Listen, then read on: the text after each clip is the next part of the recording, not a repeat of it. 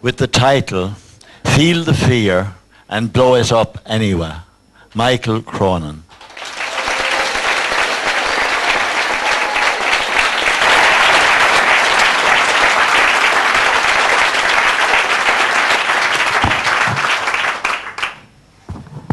Mr. Contest Chair, fellow Toastmasters and guests, on a recent night out in the pub, I said to my din girlfriend that the Irish male has just one major fault in his genetic makeup.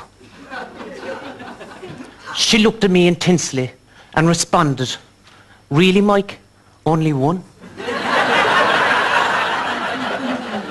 I rephrased, "The Irish male has many major faults in his genetic makeup, but today I can only speak to you about one. And that's our unwavering belief that we can manage any piece of machinery without reading the instruction manuals. I can even see it in myself. I recently took delivery of a new laptop computer from Dell, a lovely shiny pink one. And along with it came an instruction manual that was the size of the Old Testament. I put it to the side saying, "It can't be that difficult. Besides, I can drive a tractor."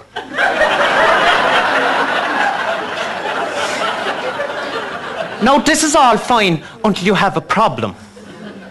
And the problem-solving skills I learned were the ones I learned many years ago as a small boy, when you took the different shapes and put them into the appropriate places. And when the circle doesn't fit into the square, you belt it with your plastic hammer.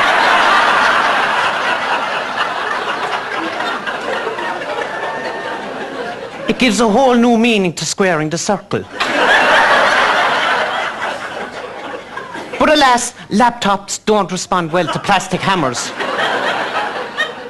And you sit there, frightened and flummoxed. What will I do? Then it comes to me. You lean forward, switch it off, let it rest for a few minutes, switch it back on, and it might have forgotten its problem.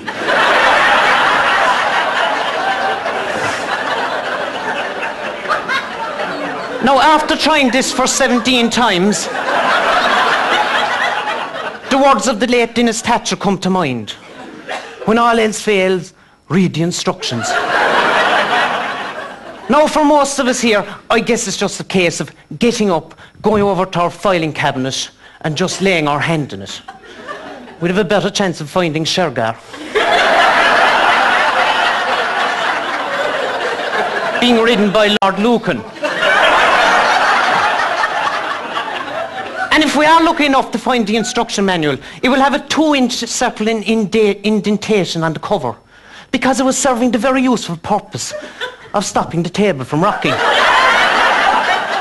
And it's unreadable. I had to seek outside help. Now, we probably all know one person that's into this kind of machinery stuff. Now, normally you wouldn't associate with them because you think they're a bit weird. But when you're in trouble, they're your new best friend. It's like Gordon Brown bringing back Peter Mandelson.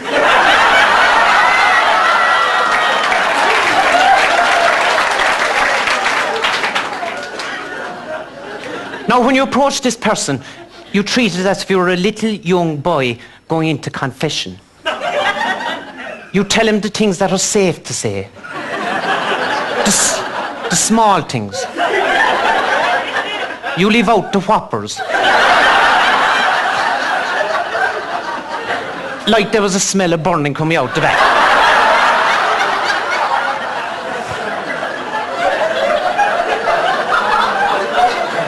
When he's no use to you, you've nothing else to do, only face the unthinkable. A fate worse than eternal damnation. You've to ring the helpline. Or I prefer to call it the torture line. Please press an option that's most closely associated with your problem. 1 for X, 2 for Y, 9 if you're going to go mental. Why can't they just have simple everyday options? Like, your pet Rottweiler was chewing the top corner of the screen. Looks like I'm going to have to speak to an agent. Your call is important to us. All our agents are busy at the moment. But please hold while we try to connect you. Now, it's very important during this time that you're not sitting in front of a mirror, because you see yourself growing old.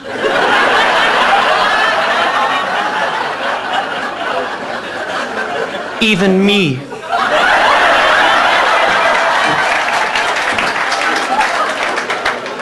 After about 20 minutes, you hear a voice and you launch into your tale of woe with all the enthusiasm of a God-fearing preacher. And what do you hear back on the line? I cannot understand you.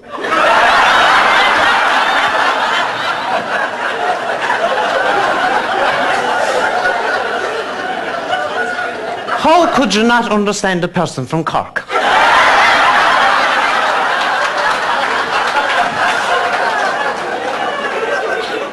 I start again, speaking slowly and clearly.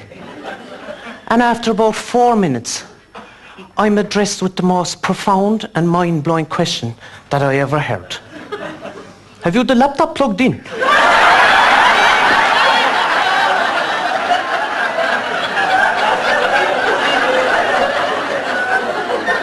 Politely as I can, I thank him and put the phone down and say, it's probably easier by a new one. And do you know what? Maybe that's not such a bad idea. They're getting cheaper by the week. So in the meantime, continue to press all the buttons. Pull out wires, pull in wires, even get the plastic hammer to it. Because there's nothing like feeling the fear and blowing it up anyway. Mr. Cantor, sir.